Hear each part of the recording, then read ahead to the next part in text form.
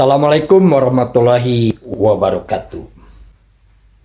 Bisa bersama Ismail Satrianto, Angga Praja. Saya pengarang buku dari Membangun Desa Entrepreneur Revolution yang hendak saya bahas pada hari ini. Inilah kesalahan di dalam penggunaan teori SWOT itu. Harusnya apa? Harusnya adalah ada perusahaan yang sudah berjalan, itu harus dimulai dari peluang yang bisa dilakukan oleh perusahaan itu, lalu analisisnya baru kepada kekuatan.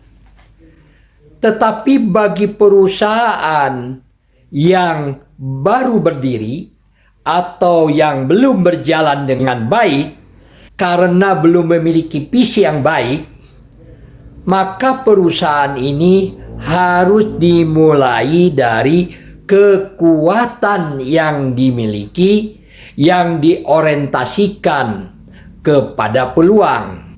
Jadi sekali lagi, bagi perusahaan yang baru berdiri, dimulai dari analisa kekuatan, lalu diorientasikan kepada peluang. Dikaji sampai tuntas video ini supaya tidak gagal paham. Buku Membangun Desa Entrepreneur Revolution yang saya pegang ini, itu akan dibahas ya dari mulai insya Allah dari mulai awal sampai akhir ya, sehingga betul-betul bagi siapa saja yang mengikutinya akan mendapatkan manfaat bagaimana cara meningkatkan pendapatan. Di dalam organisasi ada eksternal dan ada internal. Internal itu adalah perusahaan atau organisasi. Eksternal itu adalah di luar perusahaan atau di luar organisasi, di mana tujuan organisasi atau tujuan perusahaan adalah bagaimana memperkuat internal untuk mendapatkan kepercayaan dari eksternal supaya bisa menghasilkan uang atau bisa dipercaya oleh banyak orang.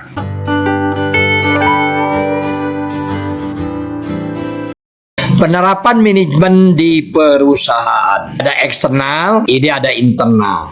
Ada input, ada proses, ada output. Input adalah hari ini sesuatu yang tidak bernilai, tidak berharga atau murah. Lalu diproses, ada usaha, ada perjuangan, ada kerja keras. Output hari esok menjadi bernilai, berharga atau mahal. Ada feedback atau masukan ya ke proses, juga ada masukan ke input. Inilah yang namanya kekuatan atau kelemahan. Inilah yang dinamakan energi internal. Sedangkan outcome adalah itu faktor eksternal, di mana faktor pelanggan atau pengguna. Disebut peluang atau ancaman. Inilah yang dinamakan energi eksternal. Outcome itu akan melahirkan energi eksternal. Di sana ada peluang atau ancaman, ya, itu eksternal.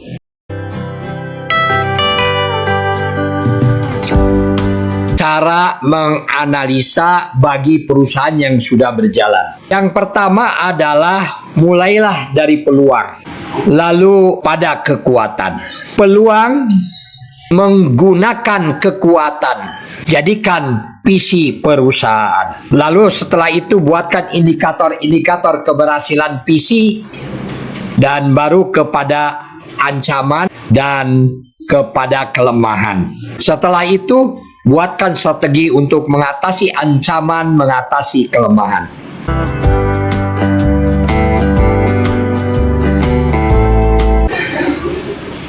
Cara menganalisis perusahaan yang belum berjalan atau yang hendak didirikan. Yang pertama, dari kekuatan yang kita miliki itu diarahkan kepada peluang. Maka kekuatan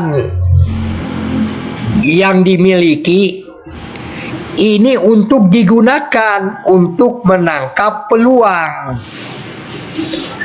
Jadikan visi perusahaan organisasi. Lalu baru buatkan indikator-indikator keberhasilan visi. Dan setelah kita mengetahui indikator-indikator keberhasilan visi, maka kita analisis ancaman.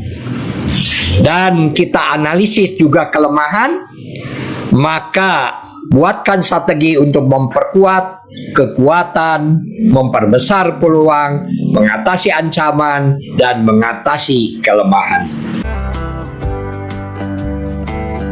Saya pengarang buku dari Membangun Desa Entrepreneur Revolution. Bisa bersama Ismail Satrianto, Angga Praja. Wassalamualaikum warahmatullahi wabarakatuh.